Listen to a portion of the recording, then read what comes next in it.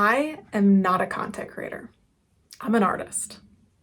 It's why I chose to leave Instagram and Facebook behind. And now I'm prioritizing things like YouTube and Pinterest and my blog, all of which build organic SEO, still give valuable content, but also allow me to go deeper and not have to be facing the algorithm, the dreaded algorithm.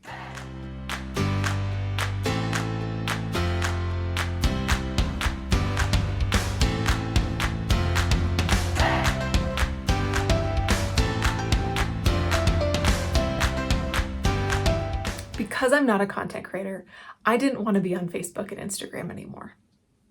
But that's not the only reason. There's a whole host of reasons why I finally, after years of debating about it, chose to leave the platforms. The first was that it took time away from me actually creating.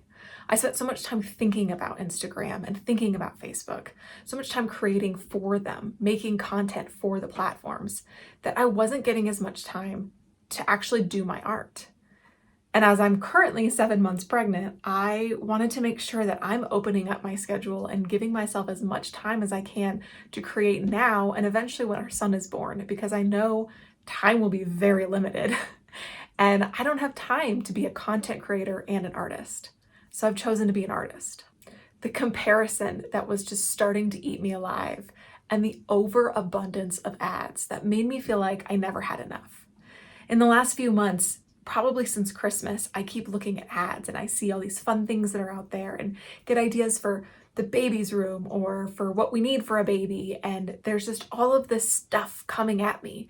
And I got to this point where I'm like, I don't need any of this. I don't want any of this. And I really don't like this feeling inside of me that I need more, that I need to be buying more, that I need more stuff. I don't want any of that. So it made the most sense to me to go ahead and just leave the platforms. I kept them up. They're still active. You can go and see past content. I've made sure that all of my links are updated so that if you stumble upon me on Instagram or on Facebook, you can still access my website. You can still get a hold of me. I made sure to make it very prominent that I no longer am active on there. So if you send me a message or comment, I'm not going to respond.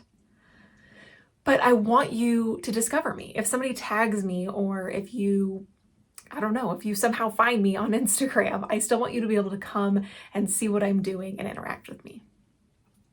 But instead of making all of my business decisions around social media, one of the other main reasons I left the platform was I don't work for free. As an artist, we get asked all of the time, can you do this project? Oh, you'll get tons of publicity. We're going to send it out to our full list. We're going to send it out to our audience. You're going to get all this publicity for your art. It'll bring in tons of work. That's always the promise. It never delivers.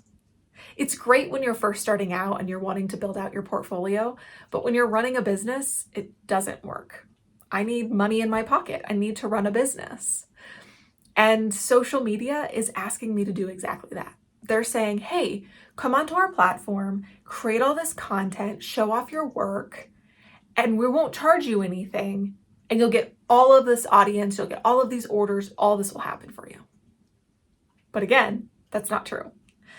Instagram has brought in, I don't know, maybe a couple $100 at the most for different purchases. But at the end of the day, the amount of time I've spent creating content and feeding the algorithm has way outpassed what I would charge hourly for that kind of content or for that kind of art. And so it's no longer getting an ROI. It's never gotten an ROI. I'm not getting a return on my investment. So that's one of the biggest business decisions of why I'm no longer on those platforms. Now, that's not to say that Pinterest and YouTube and blog posts are going to change my business, but they're based on SEO. They're not based on the algorithm. They're not based on popularity. When I create content for these platforms, they can be seen over and over again for years to come. They don't have a 7-day lifespan or a 24-hour lifespan. I can also take those content pieces and use them in new ways, like putting YouTube posts within my newsletter or on my blog, taking Pinterest posts and saving them. Other people will save them. I can turn them into Pinterest ads if I want to, but I'm also linking back to my blog or to my YouTube so that everything is coming full circle. It creates a stronger strategy. and it's preparing for the long game. Of course, I'm also going back to one-on-one relationships. I'm finding more ways to meet people in person, work with local businesses to create partnerships and collaborations and to do new things. I want to build those one-on-one relationships, which is also what I do in my monthly newsletter. I go on a deep subject matter around slow living or creativity. I can talk back to what I sell in my shop, whether it's stationery or journals or art products or wallpaper, whatever it is. I bring it all full circle so that you know the products that I sell, but I'm also giving you something more in my newsletter. All of these things are working together to align with my values of who I am and who my brand is as Modern Magic. And it feels so good. Yes, there is 100% a fear of missing out by leaving some of these social platforms. But I think that's true no matter what. When we start to enter into silence, when we remove all of the white noise around us, all of the extra stuff, and we embrace what's actually happening right in front of us, when we have to go inside and feel the feelings that we're feeling and deal with all the things that are happening, it's really scary.